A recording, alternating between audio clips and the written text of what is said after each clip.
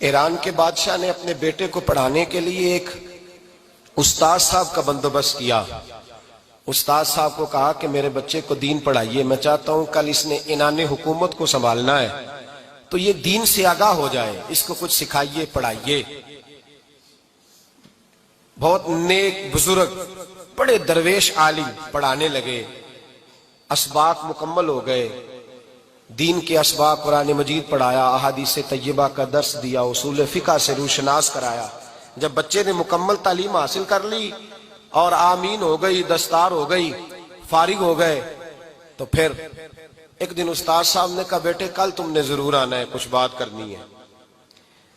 شہزادہ گیا ملنے استاد صاحب سے، استاد صاحب نے کنڈی لگا لی، ہاتھ میں درہ پکڑ لیا، مار مار کے پورے وجود کو زخمی کر دیا، کوئی غلطی نہیں، کوئی بات نہیں، مارا۔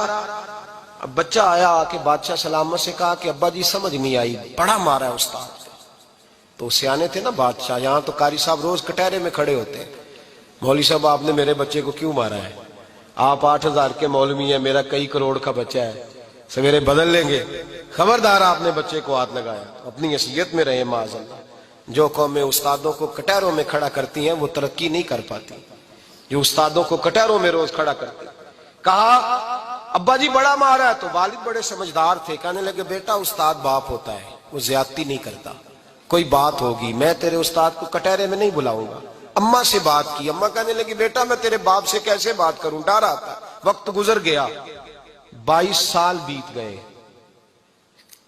22 سال گزر گئے، بادشاہ کا انتقال ہوا، شہزادہ تخت پہ بیٹھا، پہلا حکم یہ دیا کہ میرے استاد کو بلاؤ، پہلا حکم۔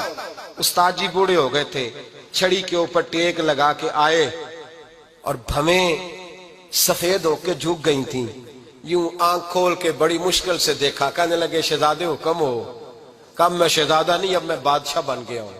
استاد جی 22 سال بیت گئے، آپ نے مارا تھا، پر وہ درد چونکہ زیادتی کی تھی، میرا قصور کوئی نہیں تھا، تو نہ میری روح سے درد گیا ہے نہ میرے جسم سے گیا ہے، میں بے اختیار تھا، پوچھ نہیں سکتا تھا، آج با اختیار ہوا ہوں۔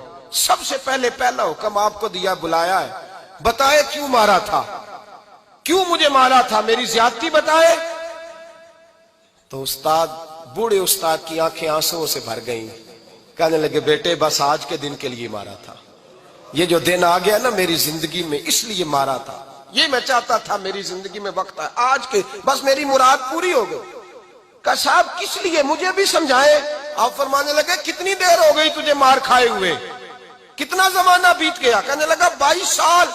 فرمایا زخم بھولے تو نہیں، درد ختم تو نہیں ہوئی، تمہیں بات 1 منٹ کے لیے بھی تمہارے حافظے سے محو تو نہیں ہوئی؟ کہا استاد جی روز رات کو یاد آتی، روز خیال آتا تھا۔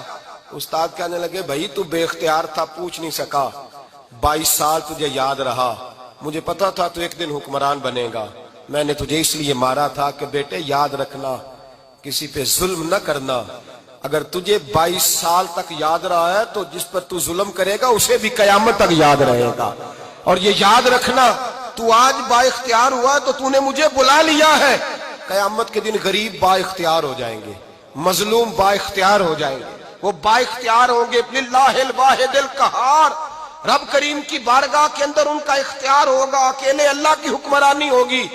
پھر وہ بلائیں گے، بڑے بڑے کج کلاہ دنیا میں جن کی پگڑیاں اونچی تھیں وہ سر جھکائے کھڑے ہوں گے، دنیا میں جو ڈکٹیٹر بنتے تھے ان کی پشتیں لال ہوں گی، ان کو غدار لکھا جائے گا، قیامت تک نہیں بھولے گا۔ ظلم کرنا تو سوچ سمجھ کے کرنا، اتنا کرنا جتنا تم سہ سکتے ہو، اتنی زیادتی کرنا جتنی قیامت میں تم برداشت کر سکتے ہو۔ میرے نبی کریم صلی اللہ علیہ وسلم نے فرمایا ظلم سے بچو، یہ قیامت کے اندھیروں میں سے ایک اندھیرا ہوگا۔ زندگی میں زیادتی نہ کریں، اگر تھوڑی دیر کے لیے کوئی چیز برداشت کر جائیں گے تو وہ فائدہ دے جائے گی، کچھ دیر کے لیے اگر سہ جائیں گے تو نفع مل جائے گا، سہنے کی کوشش کریں لیکن زیادتی نہ کریں، نظر کو، سوچ کو، ذہن کو پاک رکھیں، اور میرے بھائی زندگی پوری ظلم سے بچیں۔